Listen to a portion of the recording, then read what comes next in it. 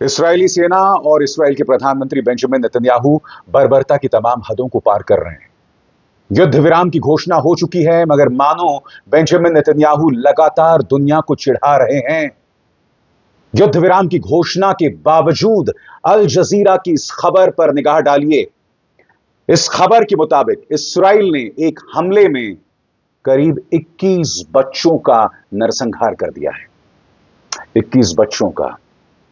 और इस हमले में कुल 80 लोग मौत के घाट उतार दिए गए। और यह हुआ है युद्ध विराम के बाद। हर गुजरते दिन के साथ बेंजामिन नेतन्याहू और इस्राएली सेना की जो इंसानियत है वो खत्म होती जा रही है। और आप जानते हैं उन्होंने हमला क्यों किया?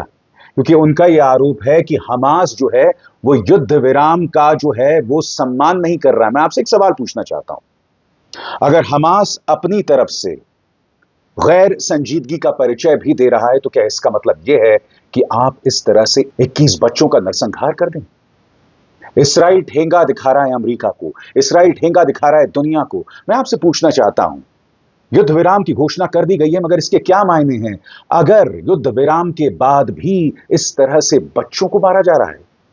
मैं इस बात को समझता हूं कि युद्ध विराम जो है वो रविवार से लागू होगा, मगर कायदे से यह सब नहीं होना चाहिए था। जिस तरह की तस्वीरें सामने उभर कर आ रही है ना, वो सिहरन पैदा करने वाली हैं।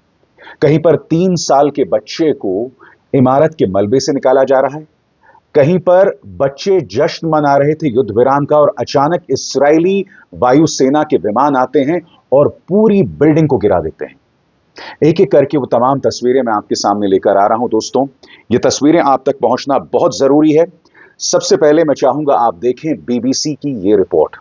ये रिपोर्ट सिहरन पैदा करने वाली है। कहने कोई अंग्रेजी में है, मगर मैं पहले ही उस रिपोर्ट में क्या है मैं आपको बताता हूं। इस रिपोर्ट में इस्राएली वायुसेना द्वारा किए गए हमले में एक पूरी बिल्डिंग जो है नेस्तनाबूद हो गई है। उसके बाद राहत कर्मी जो हैं वो लोगों को निकालने की कोशिश करते हैं और तभी वो एक आवाज सुनते हैं। मलबे से एक हाथ निकलता है। यह हाथ है 3 साल के एक बच्चे का। उस बच्चे के मुंह में मलबा है। वो खुद अपने हाथ से जो है गारा निकालने की कोशिश कर रहा है, पत्थर निकालने की कोशिश कर रहा है। देखिए बीबीसी की रिपोर्ट। इंसानियत खत्म हो चुकी है। इस्राएल के मन में इस्राएली सेना का जो दिल है वो काला है। देखिए बीबीसी की report. Just a few hours after the ceasefire agreement was announced, men in northern Gaza were back digging through the rubble for the dead and wounded after an Israeli strike. The ceasefire is not due to start until Sunday. Then they heard a small voice. He was alive. Strong enough to wave for help. His name is Assad Fadl Khalifa. His parents, sister, aunt and uncle were told were killed in the strike. He's 3 years old. His mouth was full of gravel and dust. He was trying to pull it out himself.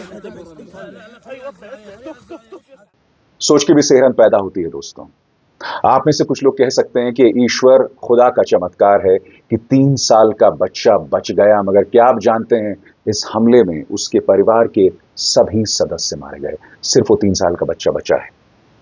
उसके भविष्य के बारे में सोचिए दोस्तों। उसका परिवार का कोई सदस्य नहीं बचा है।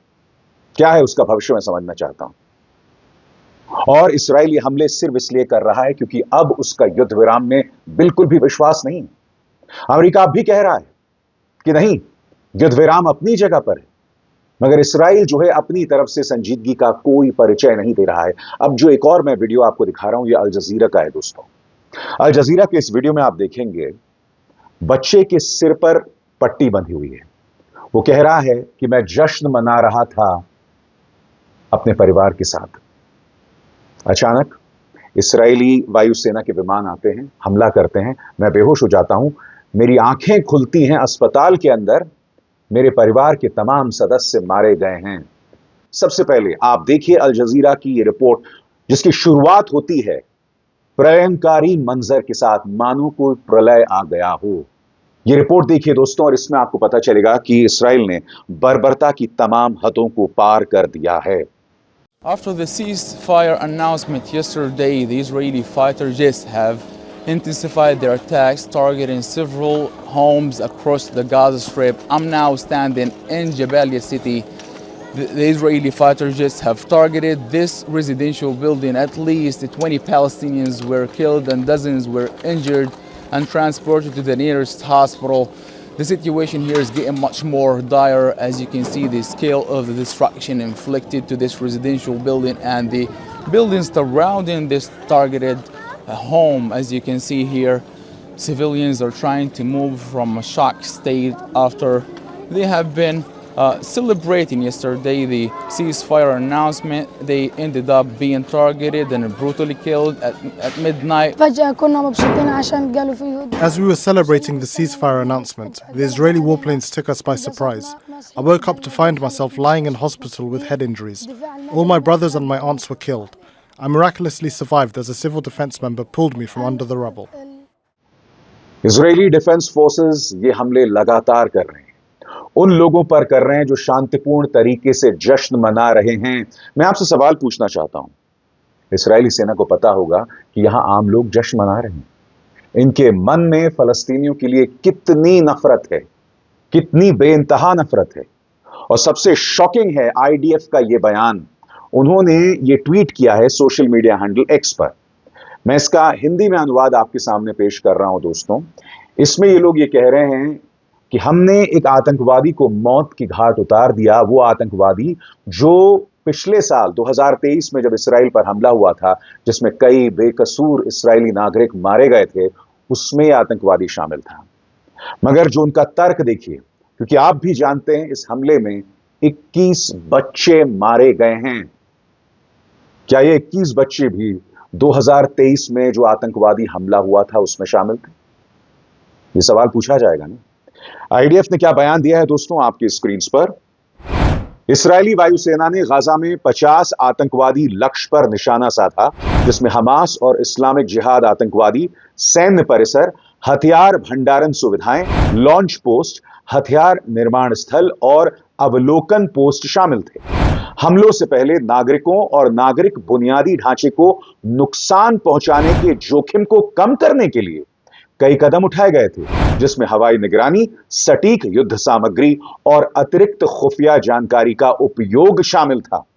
हमास आतंकवादी संगठन अंतर्राष्ट्रीय कानून का उल्लंघन करते हुए इसराइल के खिलाफ आतंकी हमले करने के लिए नागरिकों का इस्तेमाल कर रहा है। आईडीएफ इन आतंकवादी संगठनों के खतरे के खिलाफ काम करना जारी रखेगा।